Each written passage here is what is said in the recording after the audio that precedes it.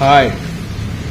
Thoyyib daily cinema review അല്ല, cinema റിവ്യൂവും കൂടി. ഇതിപ്പോ റിലീസ് കാലമാണ്. അതായത് പഴയ ഒരു സിനിമ റിവ്യൂ പോലെ തന്നെയാണ്. നമ്മളിതൊന്നും മുമ്പൊന്നും ഇതിന്റെ ട്രെയിലറോ കാര്യങ്ങളോ അങ്ങനെയുള്ള കാര്യങ്ങൾ നമ്മൾ പ്രേക്ഷകരുടെ മുന്നിൽ കൊണ്ടുവന്നിട്ടില്ല. ഇതിപ്പോ വളരെ വലിയൊരു ആകസ്മികമായ ഒരു കാര്യമായി മാറിയിരിക്കുകയാണ് ഛോട്ടാ മുംബൈ, അൻവർ റഷീദിന്റെ പടം. ഇതിപ്പോൾ പുതിയ രീതിയിൽ കാണുമ്പോൾ ഈ ഒരു സിനിമയുടെ നമ്മുടെ മനസ്സിൽ, നമ്മളെ ഇമാജിനിൽ നമുക്ക് കാണാൻ പറ്റുന്നത് അൻവർ റഷീദ് ഏറ്റവും ഹിറ്റാക്കിയ ഒരു പടം എന്നതാണ്. ഛോട്ടാ മുംബൈയുടെ അൻവർ റഷീദ് സംവിധാനം ചെയ്ത 2007 ഈ സിനിമ പുറത്തിറങ്ങി. ഒരു മലയാള ആക്ഷൻ ചിത്രം കൂടിയാണ്, കോമഡി ചിത്രമാണ്. ഛോട്ടാ മുംബൈ എന്ന ബെന്നി പി നാരായ അമ്പലം തിരക്കഥ എഴുതി. ഇത് തിരക്കഥ എഴുതത് ബെന്നി പി നായരമ്പലം ആണ്. മണിയമ്പിള്ള രാജു ആണ് സഹ നിർമ്മാതാവ്. ഈ ചിത്രം മോഹൻലാൽ പ്രധാന വേഷത്തിലെത്തുന്ന ഈ ചിത്രത്തിൽ സിദ്ദീഖ്, ജഗതി, ശ്രീകുമാർ, കലാഭവൻ മണി, ഇന്ദ്രജിത്ത്, സുകുമാരൻ, മണിക്കുട്ടൻ, ബിജുക്കുട്ടൻ, സായികുമാർ, ഭാവന എന്നിവർ പ്രധാന വേഷങ്ങളിൽ അഭിനയിക്കുന്നു.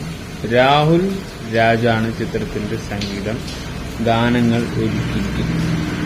വാസ്കോഡ ഗാമ എന്ന് പറയുന്നൊരു തല എന്ന ഒരു വലിയൊരു സംഭവം കോഴിക്കോട്, കൊച്ചി അങ്ങനെയുള്ള ഏരിയകളിൽ, കൊച്ചി ബേസ്ഡ് ആയ ഒരു മൂവി തന്നെയാണ്.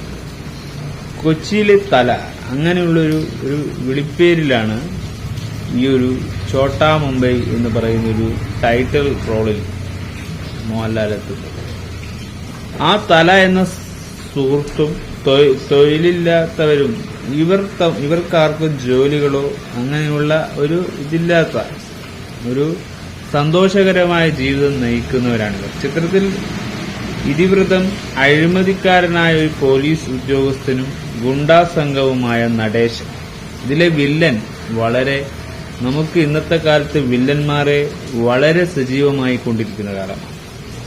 ജോർജിനെ പോലെ അത് വളരെ വലിയൊരു വില്ലനായിരുന്നു നടേശൻ എന്ന് മണി അഭിനയിച്ച, നമ്മളെ വിട്ടുപിരിഞ്ഞ കലാഭവൻ മണിയുടെ ഓർമ്മകൾക്ക് വേണ്ടി ഈ സിനിമ നമുക്ക് ഒരു ട്രെയിലർ രൂപത്തിൽ പോയി.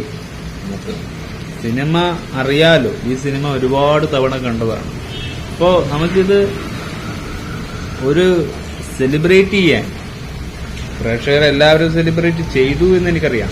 എന്നാലും നമുക്കും കൂടി, നമ്മുടെ പ്രേക്ഷകർക്കും കൂടി ഈ ഒരു സിനിമ എൻഗേജ്ഡ് ആയി നിൽക്കുന്നത് വളരെ നല്ലതാണ്. നടേശൻ കണ്ടുമുട്ടുന്നത് വരെ ഈ ചിത്രം മികച്ച അവലോകനം നേടിയ ഒരു ബോക്സ് ഓഫീസ് വിജയം നേടി.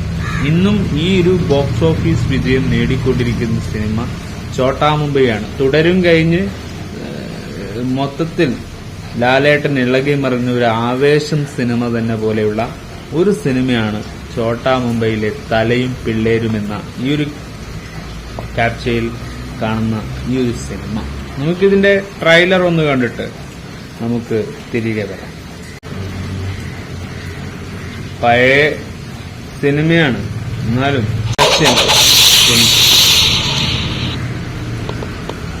ഇത് ഞങ്ങളുടെ കൊച്ചിയാ.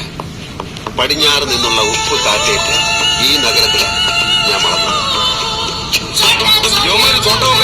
Media present. ഛോട്ടാ മുംബൈയോ? യുവമാർക്കൊരു നേതാവും കൂടെ ഉണ്ട്. അവന്റെ യഥാർത്ഥ പേര് വാസ്കോ. ഏറ്റവും ലാഭകരമായ ബിസിനസ്.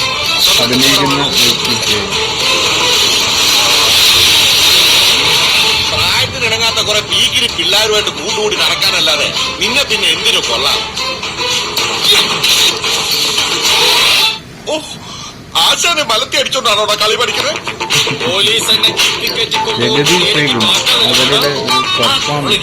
ഇതിലൊരു വളരെ വലിയൊരു ജഗതിയുടെയും സിദ്ദീഖിന്റെയും വളരെ ഭാവനയ്ക്ക്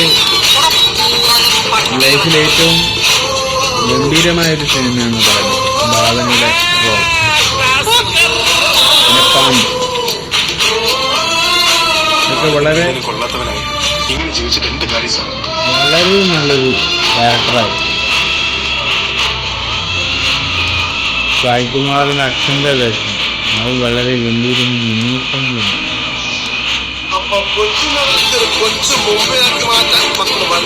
കൂട്ടത്തിൽ വില്ലനായ നടേശനാണ് വില്ലനാണ് ഇത് വളരെ സ്കോർ ചെയ്തുകൊണ്ടിരിക്കുന്നത്. 21 മെയ്യാണ്.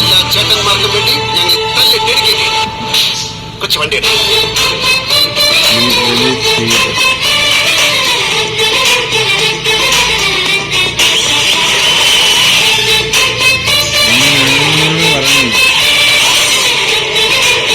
ഇപ്പോ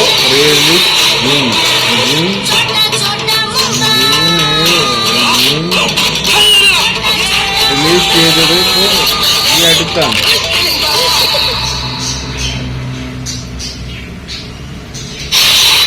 അപ്പോ റിലീസ് ഡേറ്റ് നമുക്കൊന്ന് നോക്കിയിട്ട് വരാം. അത് ഛോട്ടാ മുംബൈ 2007 ഈ സിനിമ ഇറങ്ങിയത്. അപ്പോ അതിൻ്റെതായ പ്രശ്നങ്ങൾ, അതിൻ്റെതായ ഇതൊക്കെ ഉണ്ടാവും. റിലീസ് തീയതി ഇപ്പോൾ 2007 ഏപ്രിൽ 6 അൻവർ റഷീദ് ഈ സിനിമ കൊണ്ടുവന്നത്. അപ്പോൾ ഛോട്ടാ മുംബൈ എന്ന് പറയുന്നത് ഒരു നിസ്സാര സിനിമയല്ല എന്നത് തെളിയിക്കുന്ന ഒരു വളരെ വലിയ അൻവർ റഷീദിന്റെ ഒരു വളരെ 5 കോടിയൊക്കെ നേടിയ ഒരു സിനിമ തന്നെയാണ്. 5 കോടി ബഡ്ജറ്റിൽ 2 ഹവേഴ്സ് 30 മിനിറ്റ് വരെ ഈ സിനിമ നിലനിൽക്കും. അപ്പോ റിലീസ് ഈ അടുത്തായിരുന്നു.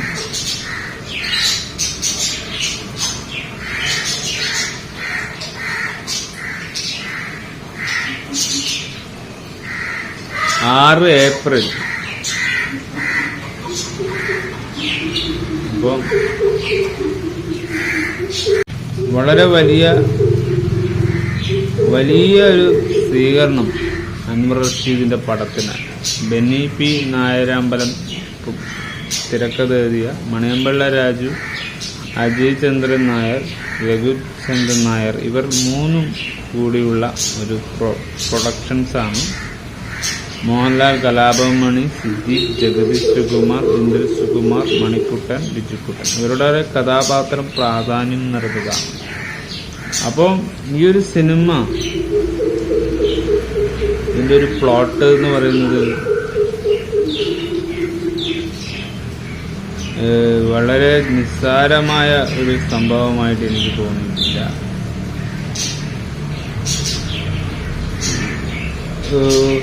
ആകർഷകമായി എന്നാൽ ലക്ഷ്യമില്ലാത്ത ഒരു ചെറിയ ഗുണ്ടയാണ്.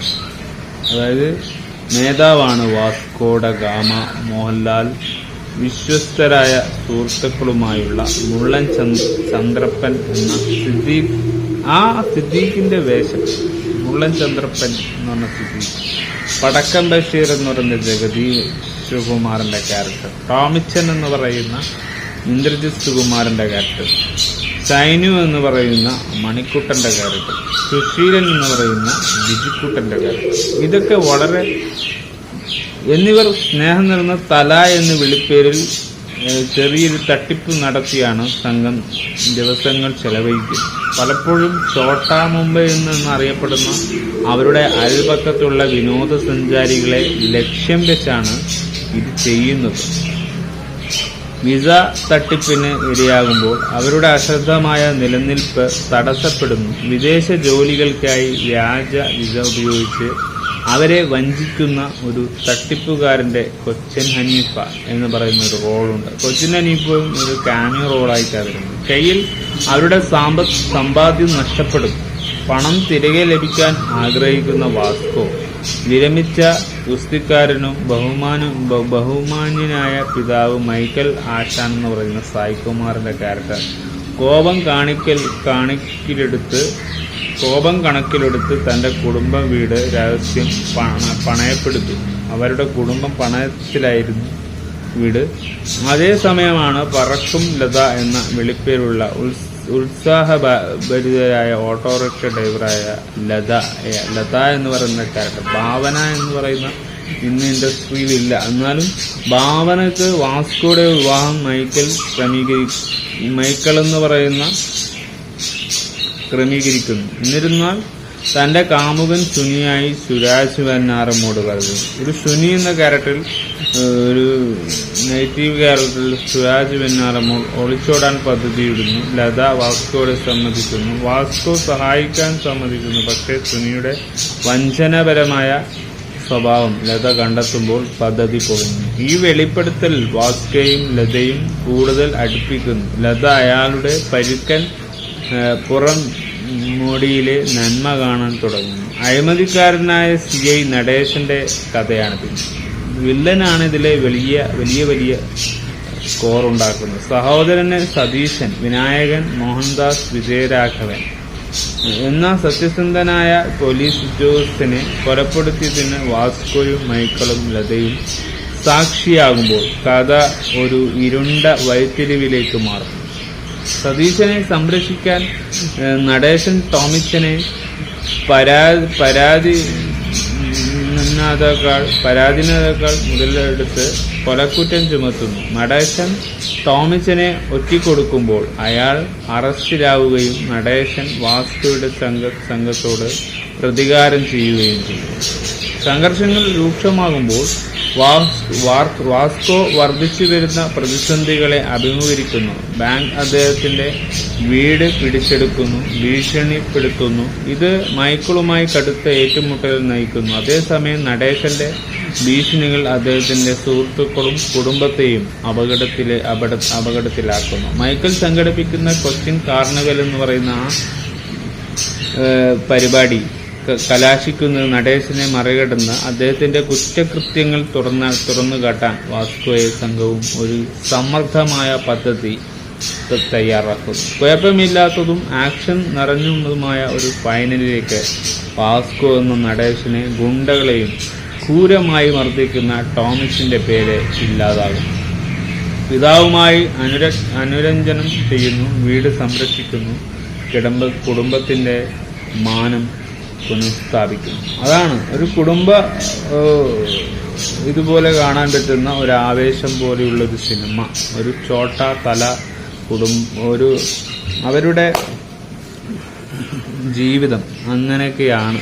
ജോലിയും കൂലിയൊന്നും ഇല്ലാതെ കുറെ, ഇന്നും നമുക്കൊക്കെ ജോലിയുണ്ട്, പക്ഷെ ആ ജോലി ഇല്ലായ്മയിൽ നിന്ന് ഒരു രസങ്ങളും ഇത്തിരി തീപ്പെരിപ്പിള്ളവരെന്നൊക്കെ പറയുന്ന ആ ഒരു സംഭവമാണ് തലയും വാസ്കോയും ഒക്കെയുള്ള ഈ ക്യാരക്ടർ. അത് തലയുടെ ഒരു വിളയാട്ടം തന്നെ, നടേശന്റെയും തലയുടെയും കഥയായി മാറുകയാണ്. ലാസ്റ്റ് വളരെ ഗംഭീരമായ ഒരു ക്ലൈമാക്സിലേക്ക് കൂടി ഈ ഒരു സിനിമ മാറുകയാണ്. ഇത് വളരെ വലിയൊരു ഹിറ്റടിച്ച പടമാണ്. ഇന്ന് 500 കോടിയൊക്കെ കയറാനുള്ള സാധ്യത ഈ സിനിമയ്ക്കുണ്ട്. കാരണം അത്രക്കും ബഡ്ജറ്റിൽ 5 കോടിക്ക് ഇറങ്ങിയ സിനിമയാണ്. അപ്പോൾ ഈ ഒരു സിനിമയുടെ എല്ലാ കാര്യങ്ങളും നമ്മളിപ്പോൾ പറഞ്ഞു. കാരണം ഇനി വരാൻ പോകുന്ന 137 മിനിറ്റാണ് ഈ ഒരു സിനിമ കളിച്ചുകൊണ്ടിരിക്കുന്നത്. അപ്പോൾ ബോക്സ് ഓഫീസിൽ വൻ വിജയമായി. ഈ ചിത്രം വർഷങ്ങളായി ഒരു കൾട്ട് ക്ലാസിക്കായി മാറി.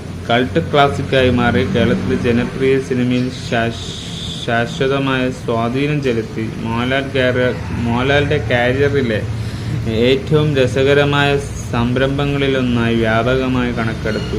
ഈ ചിത്രം പ്രതിഘാതകമായ സംഭാഷണങ്ങൾ, കഥാപാത്രങ്ങൾ, രാഹുൽ രജിന്റെ ശബ്ദ ട്രക്ക് എന്നിവ ആഘോഷിച്ചു. ഛോട്ടാ മുംബൈയുടെ ഡിജിറ്റൽ പുനർനിർമ്മിച്ചത് 4K ഡോൾബി അറ്റ്മോസ്ഫിയർ 2025 ജൂൺ 5 തിയേറ്ററിൽ പുറത്തിറങ്ങി.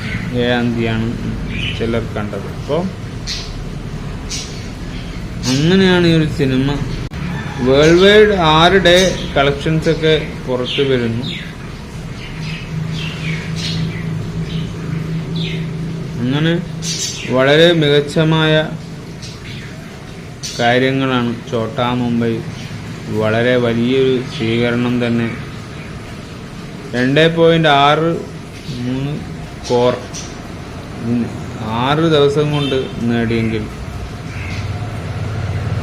എന്തായാലും 5 CR നേടാനുള്ള എല്ലാ 18 ഇയേഴ്സ്. അതുകൊണ്ട് ബോക്സ് ഓഫീസ് തുടരും. Mohanlal this 18 years old film release letter recording read on.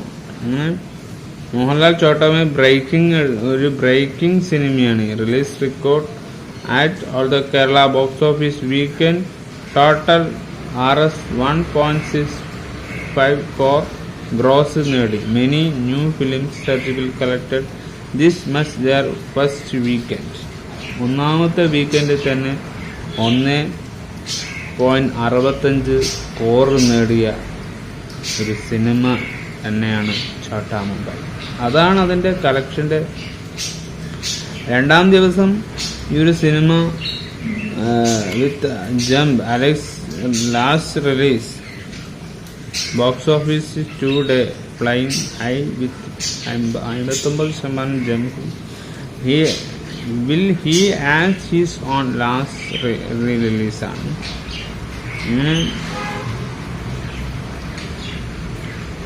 അങ്ങനെ കുറെ കളക്ഷൻ, വളരെ വലിയ തിയേറ്റർ റെസ്പോൺസ് ഈ ഒരു സിനിമക്ക്. 200 പല Chotta Mumbai box office collection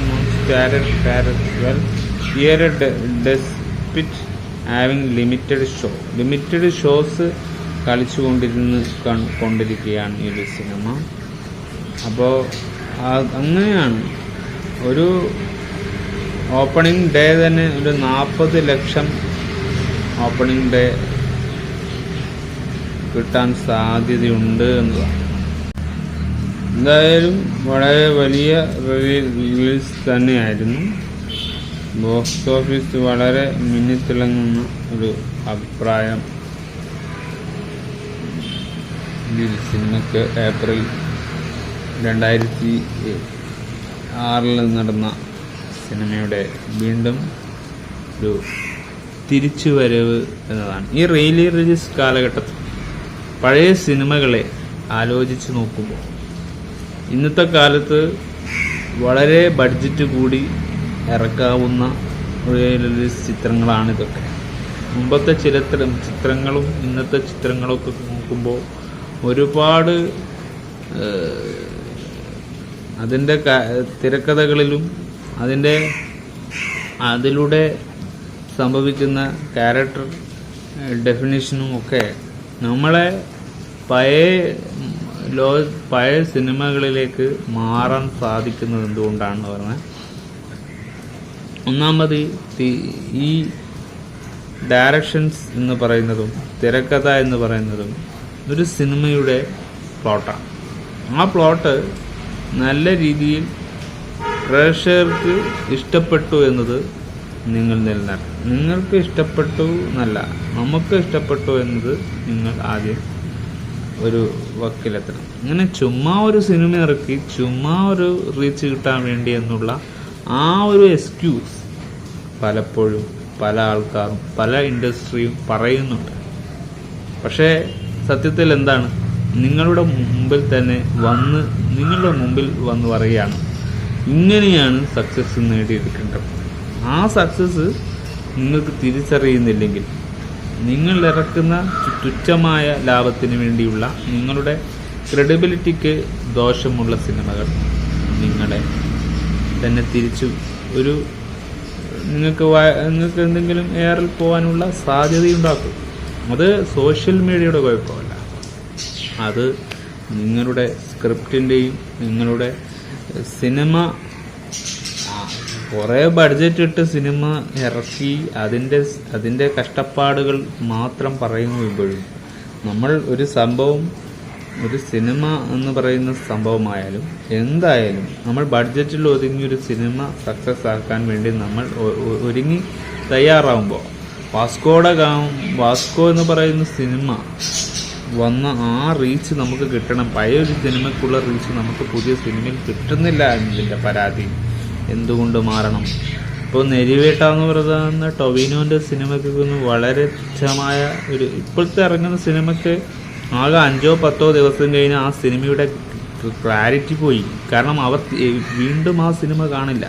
പക്ഷെ ഈ ഒരു സിനിമകളൊക്കെ വീണ്ടും റീസെർച്ച് ചെയ്തുകൊണ്ട്, കാരണം ഈ സിനിമയ്ക്ക് ആ ഹൈലൈറ്റ്സ് പണ്ടും ഇന്നും ഞാനൊക്കെ 100 തവണ കണ്ടതാണ്. ഈ സിനിമ വീണ്ടും കാണാൻ എനിക്ക് ആഗ്രഹം തോന്നുന്നു. പക്ഷെ അത് ഈ ഒരു സിനിമയുടെ സെൽഫ് റെസ്പെക്റ്റാണ്. കാരണം ഇത് അൻവർ റഷീദിന് അങ്ങനെ ചെയ്യാൻ പറ്റിയെങ്കിൽ അത് അദ്ദേഹത്തിൻ്റെ ടാലൻ്റുള്ള ഒരു ഡയറക്ഷൻ, ആ തിരക്കഥയിൽ അതിൻ്റെതായ പ്ലോട്ടായിരുന്നു.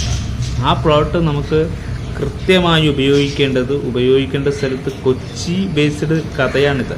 അപ്പോൾ ആ കഥ ആ ബേസിട്ടുള്ള റിയാലിറ്റിക്ക് ഒക്കുന്നതായിരിക്കും. നമുക്ക് അങ്ങനെയും ചിന്തിക്കാമല്ലോ, സിനിമ എങ്ങനെ രീതിയിലും നമുക്ക് പ്രവർത്തിക്കാം. ഇപ്പം നരൻ എന്ന സിനിമ റിലീസ് ചെയ്താൽ ഇതിനും ഗംഭീരമാണ്. മോഹൻലാലിൻ്റെ പല പടങ്ങളും റിലീസ് ചെയ്തില്ലെങ്കിൽ മമ്മൂട്ടിനെക്കാട്ടിയും ബെറ്റർ ആകാനാണ് സാധ്യത. കാരണം മമ്മൂട്ടിക്ക് അങ്ങനെയുള്ള കഴിവുകൾ ഉണ്ടെങ്കിൽ സിനിമ മോഹൻലാലിനെക്കാട്ടി എത്തിപ്പെടാനുള്ള ഒരു ചെറിയ ഇടവഴികൾ അവിടെ എത്തപ്പെടാൻ സാധിക്കില്ല എന്നതാണ്. മോഹൻലാൽ വേറൊരു രീതിയാണ്, മമ്മൂട്ടിക്ക് വേറൊരു രീതിയാണ്. അദ്ദേഹത്തിൻ്റെ ഹെൽത്തിൻ്റെ പ്രശ്നം അങ്ങനെയൊക്കെ ഉണ്ടാവും. മോഹൻലാൽ അങ്ങനെയല്ല, എല്ലാത്തിനും ഒരു സിനിമയ്ക്ക് വേണ്ടി മാത്രം ജീവിക്കുന്ന മനുഷ്യനാണ്. അപ്പോൾ അതിൻ്റെതായ രീതി പോലുള്ള സിനിമകൾ മോഹൻലാൽ വെച്ച് ചെയ്യാൻ സാധിക്കും.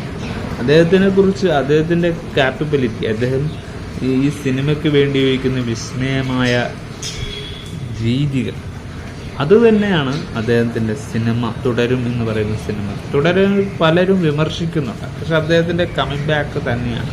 ആ സിനിമയിൽ അദ്ദേഹം വളരെ നമുക്കൊക്കെ ആകർഷകമായ ഒരു ഫീല് തന്നുകൊണ്ട് തന്നെയാണ് അതിൻ്റെ ക്ലൈമാക്സ് തീർന്നത്. ആ സിനിമ നമുക്ക് ഒരു അസ്വരത്തിച്ചിട്ടുണ്ട്. പലരും പറയുന്നു ഒരു സിനിമയാണ്, പക്ഷെ എനിക്ക് ഒരിക്കലും തോന്നുന്നില്ല. മോഹൻലാൽ എന്നൊരു സിനിമയുടെ ഒരു വലിയൊരു തിരിച്ചു വരവ് തന്നെയാണ് തുടരുമിലൂടെ. അതിലൂടെ തുടരുന്നതാണ് ചോട്ടാ മുംബൈ. പഴയ സിനിമയാണെങ്കിലും നല്ലൊരു സിനിമയാണ്, നല്ലൊരു ക്യാരക്ടറുള്ള ഒരു സിനിമയാണ്. അപ്പോൾ ചോട്ടാ മുംബൈ പോലെ ഒരു സിനിമ ലാലേട്ടന് വന്നാൽ ലാലേട്ടൻ്റെ ലൈഫ് കാരിയറിൽ ഒരു വലിയൊരു കളക്ഷൻ നേടാനുള്ള സിനിമ മാത്രമല്ല, വളരെ വലിയൊരു ക്രെഡിബിലിറ്റി നിലനിൽക്കുന്ന സിനിമ കൂടിയായിരിക്കും. അത് നമുക്കെപ്പോഴും ഇൻഡസ്ട്രി ഗൗനിക്കേണ്ട ആവശ്യം, നിങ്ങളുടെ ആവശ്യമല്ല, പ്രേക്ഷകരുടെ ആവശ്യമായിട്ട് വിവേഴ്സിനെ കണ്ടെത്തി വിവേഴ്സിനെ കുറ്റപ്പെടുത്തിയിട്ടും കമൻസൊക്കെ അവരവരുടെ ആവശ്യങ്ങൾക്കുള്ള നിർദ്ദേശങ്ങൾ നിങ്ങൾക്ക് കൈപ്പറ്റുന്നതാണ്. അത് ഒരു സോഷ്യൽ മീഡിയ ഓണർപ്രണറായിട്ട് നമ്മളൊക്കെ ജീവിക്കുകയാണ്. അപ്പോൾ അതിൻ്റെതായ നമുക്കൊക്കെ ഓണറായ ഒരു സോഷ്യൽ മീഡിയ എന്ന് പറയുന്നത്, യൂട്യൂബ് എന്ന് പറയുന്നത് നമ്മുടെ അക്കൗണ്ടിലൂടെ നമുക്ക് വിമർശകമായി നമ്മൾ മറ്റുള്ളവരുടെ അക്കൗണ്ടിൽ പോയിട്ടല്ലല്ലോ പറയുന്നത്. നമുക്കതായ രീതിയിൽ നമ്മൾ ആരെയും കുറ്റപ്പെടുത്താനൊന്നും ഇതുവരെ ലൈവ് ചെയ്തിട്ടില്ല. അവരവരുടെ നിർദ്ദേശങ്ങൾ, അവരുടെ പോരായ്മകളെ വെട്ടി നല്ലത് ചെയ്യുക എന്നത് മാത്രമാണ് നമ്മുടെ ബുദ്ധി. ഈ ഒരു സിനിമയിൽ കൂടി വരാൻ ആഗ്രഹിക്കുന്ന ഏറ്റവും കൂടുതൽ ആൾക്കാരിൽപ്പെട്ടവരാണ്. അതിനുള്ള വഴികളെ നമുക്കറിയില്ല, അതിലെത്തിപ്പെടാനുള്ള രീതികൾ നമുക്കറിയില്ല. പക്ഷേ ഇതൊക്കെ ആയിരിക്കും വഴികൾ. പക്ഷേ സിനിമ എന്ന് പറയുന്ന നല്ല സിനിമകളെ എന്നും നമ്മൾ ഇഷ്ടപ്പെട്ടുകൊണ്ട് അത് കാണാൻ ശ്രമിക്കാറുണ്ട്. പല സിനിമകളും നമ്മൾ കാണാതെ വെയിറ്റിംഗ് ലിസ്റ്റിലുണ്ട്. അതൊക്കെ അതിൻ്റെ റിവ്യൂ നമ്മൾ പറയുന്നതായിരിക്കും. അതൊക്കെ കാണാൻ സമയം ഇനിയും ഇഷ്ടം പോലും ഉണ്ട്. അതുകൊണ്ട് നമ്മൾ പറയുന്നതാണ്. നമുക്കൊരു സിനിമ കാണണമെന്ന് നമ്മുടെ മനസ്സിൽ തോന്നുന്നതാണ് ഛോട്ടാ മുംബൈയൊക്കെ. ഇതൊക്കെ വളരെ ഇഷ്ടപ്പെട്ട സിനിമകളാണ്.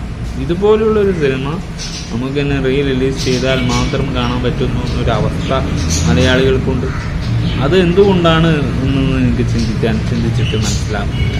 നരൻ എന്നൊരു സിനിമ ഇനിയും വീണ്ടും റിലീസ് ഓഗസ്റ്റ് 9 വന്നാൽ ആ സിനിമ ഇതിനാകാട്ടി കടന്നു പോകുന്നൊരു സിനിമയാണ് നരൻ എന്ന് പറയുന്ന സിനിമ. അതിൽ വളരെ ഗംഭീരമായിട്ട് അദ്ദേഹം അഭിനയിച്ചു. ആ അഭിനയമൊക്കെ ഇല്ലായ്മയായി പോകും. ഇല്ല, അതുകൊണ്ട് ബെസ്റ്റ് പ്ലോട്ടാണ് നമുക്ക് വേണ്ടത്. സിനിമയ്ക്ക് ബെസ്റ്റ് പ്ലോട്ട് ഉണ്ടെങ്കിൽ ഇതുപോലുള്ള ഒരു കൊച്ചി ബേസ്ഡ് ആകുമ്പോൾ, കൊച്ചിയിൽ റിലേറ്റഡ് ആയ കേസാകുമ്പോൾ അത് അവിടുത്തെ ജനങ്ങൾക്ക് അത് ഫ്ലൂട്ടായി, അത് അവർ ഇൻഫ്ലുവൻസ് ചെയ്യും. അതാണ് കഥയ്ക്ക് വേണ്ട ഏറ്റവും വലിയ ഗുണമെന്ന് പറയാം. ഈ ഒരു അൻവർ റഷീദിൻ്റെ സിനിമ മണിയമ്പിള്ള രാജു കൂടുതൽ അഡ്വൈസ് ചെയ്ത് ഈ ഒരു സിനിമ അദ്ദേഹത്തിൻ്റെ കാരിയർ ഒരു വലിയ ഇമ്പോർട്ടൻസ് ഉണ്ടാകും. അതുകൊണ്ട് അവർക്ക് ഇതൊരു വലിയൊരു പടമാണ്. അപ്പോൾ പഴയ ചിന്തകളെന്ന് പറഞ്ഞ് അവരെ തള്ളിക്കളയാതെ അവരുടെയൊക്കെ മനസ്സിൻ്റെ ഉള്ളിൽ എന്തൊക്കെ പുതുമകളുണ്ട് എന്നത് ചിന്തിക്കുന്ന ഒരു മനുഷ്യ കുലത്തിലൊന്നും അല്ലല്ലോ നമ്മൾ. ഹ്യൂമൻസ് എന്ന് പറയുന്നത് പല വികാരങ്ങളും പല രീതിയിൽ പല ചിന്തകളിൽ ജീവിക്കുന്നവരാണ്. അവരുടെ നല്ലതും മോശവും തിരിച്ചറിയാനുള്ള കഴിവ് മലയാളികൾക്കില്ല. അത് മറ്റു രാജ്യക്കാരെക്കാളും നമ്മുടെ റിലേറ്റഡ് ആവുന്ന, നമ്മുടെ ഫാമിലിപരമായി ബന്ധപ്പെട്ട ആർക്കും അത് മറ്റുള്ളവരെ റിലേറ്റഡ് ചെയ്ത് അത് അതിലേക്ക് എത്തിക്കാൻ അവരുടെ രീതിയിൽ അവരെ ഒരു സേഫായ അവരുടെ ആവശ്യങ്ങൾ നിറഞ്ഞുള്ള പെരുമാറ്റങ്ങൾ ആരുടെ പേരും ഉണ്ടാവാറില്ല. അത് സത്യസന്ധമായ കാര്യമാണ്. അത് ഇതുപോലുള്ള സിനിമകൾ ഇറങ്ങുമ്പോൾ സത്യസന്ധതയെ എങ്ങനെ കാണണം എന്ന് നമ്മൾ ചിന്തിച്ചു. അതായത് ഈ ഒരു സിനിമയൊക്കെ നമ്മുടെ പക്ക എൻ്റർടൈൻമെൻറ്റ് ചെയ്തിട്ടുണ്ട്. ഇതൊരു എൻ്റർടൈൻമെൻറ്റ് സിനിമ തന്നെയാണെന്നത് 100% നമുക്ക് പറയാം. 1% നമുക്ക് കുറയ്ക്കേണ്ട സാധ്യത. അതുകൊണ്ട് മേക്ക് ബിലീവ് ഇതിൽ കൊണ്ട് നമുക്കത് കിട്ടുന്നു. മറ്റുള്ള സിനിമകൾ കണ്ടാൽ 2 or 3 തവണ കണ്ടാൽ അത്രേ പറ്റൂ. അത് വീണ്ടും റീവാച്ച് ചെയ്യുമെന്നത് ഒരു മനുഷ്യനും വിശ്വസിക്കും. അപ്പോൾ അവിടെ ഇവിടെയുമൊക്കെ പല ശബ്ദങ്ങൾ കേൾക്കാം. ഞങ്ങളുടെ കയ്യിൽ വോയിസ് റെക്കോർഡിൻ്റെ മൈക്രോഫോണൊക്കെ ഉണ്ടായിരുന്നു. അതൊക്കെ പൊട്ടിപ്പോയി. ഇനിയും വാങ്ങാനുള്ള പണം, ഇപ്പം പൈസയില്ലാത്തത് വളരെ ഒരു പണമില്ലായ്മ വളരെ ഒരു ഇതിലായിട്ട് പോവുകയാണെങ്കിൽ എനിക്കിനി എന്തെങ്കിലും മാറ്റങ്ങൾ കൊണ്ടുവരണമെന്നുണ്ട് ചാനലിൽ. പക്ഷെ ഒന്നും പറ്റുന്നില്ല.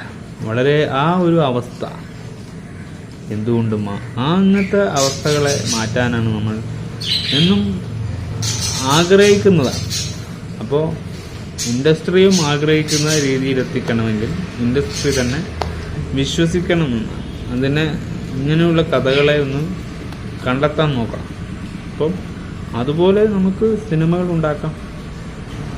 ഞാൻ പറയുന്നത് റിലീസ് കാലം നല്ലൊരു നമുക്കൊക്കെ ഒരു ഹൈലൈറ്റ് ചെയ്യുന്ന, നമുക്കൊക്കെ റിലേറ്റ് ചെയ്യുന്ന കാര്യങ്ങളായതുകൊണ്ട് ഷോ ഫ്രഷേഴ്സ് അവർ ഇന്നും പഴയ സിനിമയാണെന്ന് അവരെ തള്ളിക്കളയുന്നില്ല.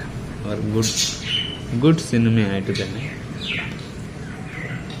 വെരി ഗുഡ് 5 മാർക്ക് തന്നെ പോയിന്റ് കൊടുത്തുകൊണ്ട് ഈ സിനിമ റിലീസ് ചെയ്തതിന് ഗംഭീരമായി അൻവർ റഷീദിനോട് താങ്ക്സ് പറയുക.